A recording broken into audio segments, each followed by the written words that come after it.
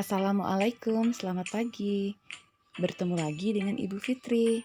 Apa kabarnya anak-anak semua? Semoga selalu dalam keadaan sehat ya.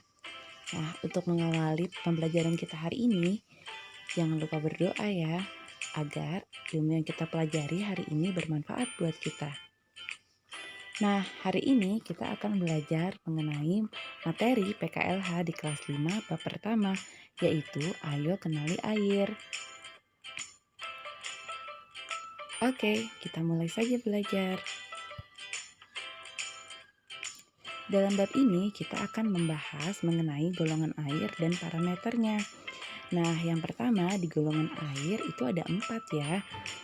Yang pertama air layak minum langsung. Yang kedua air baku dan minum. Yang ketiga air untuk perikanan dan peternakan. Yang keempat air untuk pertanian, industri, dan pembangkit listrik. Sedangkan parameter kualitas air itu meliputi fisik, kimia, biologis, dan radioaktif. Oke, kita lanjut ya. Sebelumnya, kita harus tahu keberadaan air di alam itu berasal dari 3 sumber. Yang pertama adalah air angkasa. Ini berasal dari air hujan, merupakan cadangan air tawar, tapi belum sepenuhnya dimanfaatkan manusia. Nah, yang kedua adalah air permukaan. Ini berasal dari laut, sungai, danau, rawa, dan waduk. Contoh di Balikpapan, Sungai Wain, Waduk Manggar, dan Waduk Teritip yang menjadi sumber air baku utama di Balikpapan. Yang ketiga adalah air tanah. Air tanah ini ada 2, air tanah dalam, contohnya sumur bor, dan air tanah dangkal atau sumur galian.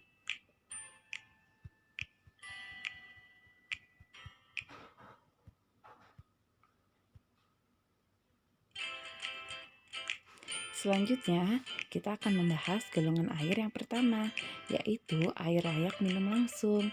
Nah, pada mulanya, manusia itu dapat memanfaatkan air secara langsung dari sumber mata air. Namun, karena perkembangan jumlah penduduk manusia, ini memberikan tekanan kepada kualitas air di sumbernya, sehingga air yang sebelumnya bisa langsung kita konsumsi, itu sekarang sudah tidak aman lagi karena tercemar. Nah, sekarang pada saat ini manusia hanya bisa mengkonsumsi air yang sudah terjamin kualitasnya. Ada cara sederhana untuk mengolah air yang ada di sekitar kita agar layak minum, yaitu dengan merebus dan menyaring dengan alat penyaring yang memenuhi syarat untuk menghasilkan air layak minum. Selanjutnya kita ke golongan air yang kedua, yaitu air baku dan minum. Sumber air baku yang digunakan untuk kebutuhan air minum itu berasal dari air permukaan, air tanah, dan air hujan. Nah, kalau dari segi kualitas air, kualitas mata air itu relatif jernih dibandingkan dengan kualitas sumber air dari air permukaan pada umumnya. Tapi karena keberadaan mata air ini sangat sulit ditemukan sekarang. Nah, sekarang kita yang ketiga nih, ada air permukaan sebagai sumber air baku. Nah, pada saat ini masih menjadi pilihan instansi pengolahan air minum PDAM. Nah, walaupun dari segi kualitas air permukaan ini merupakan yang terburuk dibandingkan dengan sumber air baku lainnya, tapi kalau dari segi kuantitas dan kontinuitas itu masih tersedia dalam jumlah banyak dibandingkan dengan sumber air baku lainnya. Tapi walaupun demikian, untuk menghasilkan air permukaan ini menjadi air minum yang berkualitas, itu diperlukan instalasi pengolahan agar air dapat diminum sesuai dengan ketentuan yang berlaku gitu. Jadi harus diolah dulu ya. Golongan yang ketiga adalah air untuk perikanan dan peternakan. Nah, kalau pengelolaan kualitas air untuk budidaya perikanan ini juga harus diperhatikan karena mempengaruhi pertumbuhan dan perkembangan ikan gitu ya. Jadi juga harus diperhatikan dengan baik dari segi kualitas dan kuantitas airnya. Tuh, sedangkan untuk peternakan juga harus seperti itu, tidak jauh berbeda. Jadi misalnya peternakan sapi, kambing, dan ayam itu memerlukan air bersih. Hewan itu harus diberikan minum setiap saat. Jika dia kekurangan air minum, dapat mengakibatkan hewan tidak jadi makan deh, sehingga tingkat produksinya akan menurun, bahkan bisa terhenti. Nah, yang keempat, adalah air untuk pertanian, industri, dan pembangkit listrik. Nah, kalau dari segi pertanian, dalam produksi pangan, air itu merupakan salah satu unsur yang sangat penting. Air menjadi faktor kunci keberlanjutan pertanian.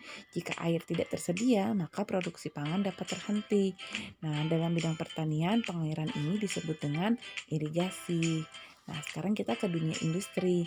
Ada beberapa manfaat air, yaitu untuk pencucian, bisa juga untuk pendinginan, untuk steam atau penguapan, dan yang paling penting digunakan sebagai bahan baku, misalnya untuk air minum kemasan. Nah, yang ketiga yaitu air yang dimanfaatkan sebagai pembangkit listrik. Nah, ini memanfaatkan jumlah air yang besar, kemudian air ini digunakan untuk pembangkit listrik dengan memanfaatkan energi kinetik yang dihasilkan oleh air. Jadi agar dapat dimanfaatkan sebagai energi listrik, terlebih dahulu air ini harus disimpan dalam jumlah yang banyak, dalam jumlah yang besar.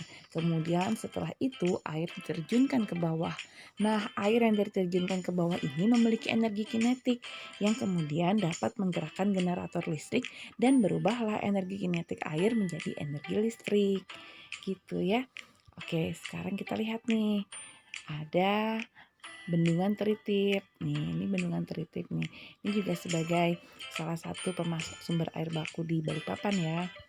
Kemudian ini ada gambar sumur pompa, kemudian sumur gali, sumur bor, dan ini instalasi PDAM, pengolahan air, dan ini tempat penyimpanan air atau tandon.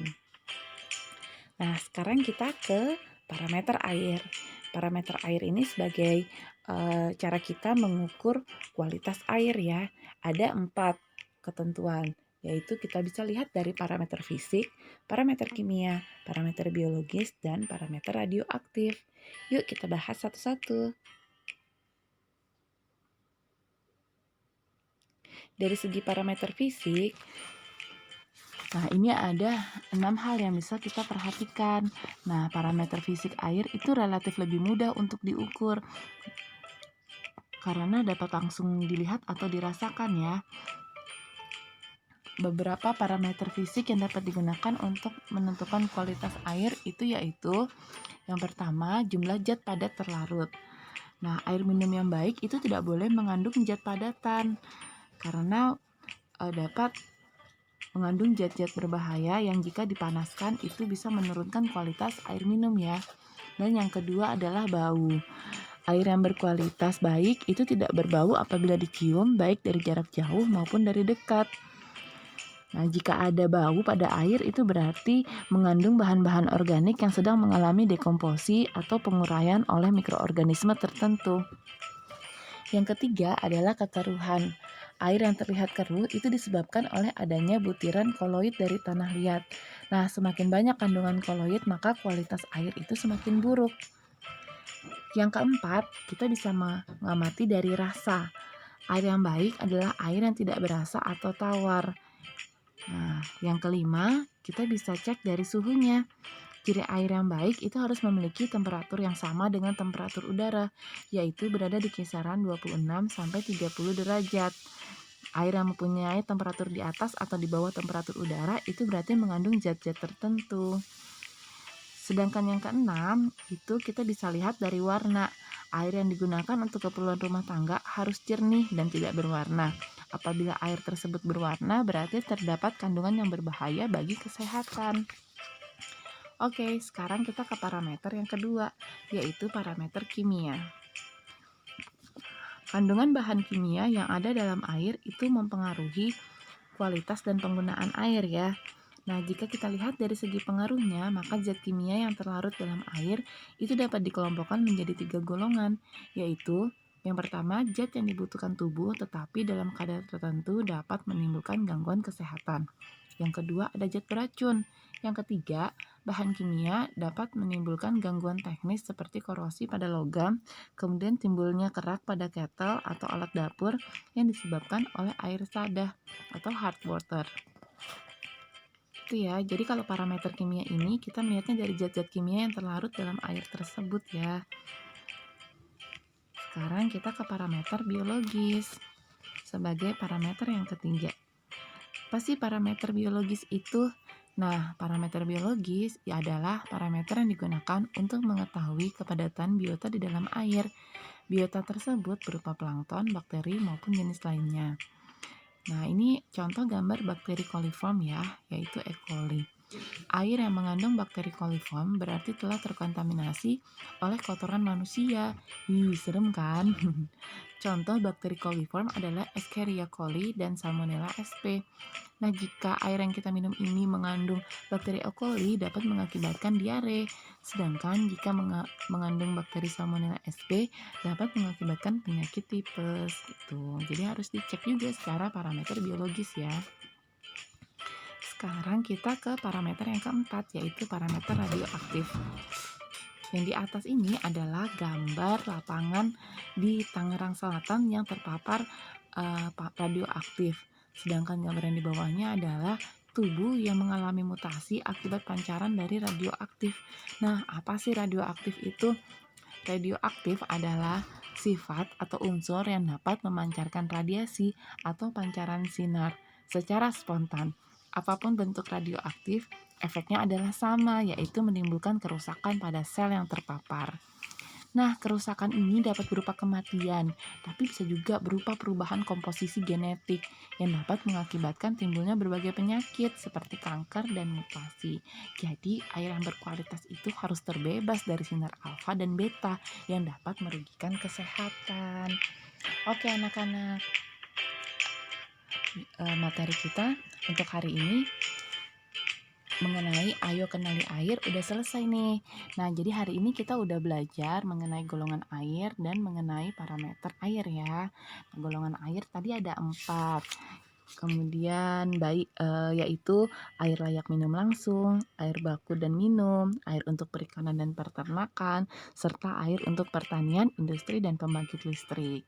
Kemudian kita juga udah belajar parameter air. Parameter air itu ada 4 ya. Yang pertama parameter fisik. Itu kita bisa lihat dari fisiknya air itu ada kotoran enggak, atau misalnya ada baunya, rasanya, warnanya gitu ya. Nah, kemudian ada parameter kimia, ada parameter biologis. Kalau parameter kimia tadi itu ada zat-zat kimia atau tidak di air gitu ya. Kalau parameter biologis itu apakah ada makhluk hidup yang terlarut di air tersebut, dan yang keempat apakah parameter radioaktif, apakah di dalamnya terdapat unsur-unsur radioaktif itu atau terkena pancaran sinar alfa dan beta. Itu ya. Semoga sehat selalu dengan mengkonsumsi air yang berkualitas. Sampai jumpa di pertemuan selanjutnya. Salam sehat. Assalamualaikum warahmatullahi wabarakatuh. Dadah.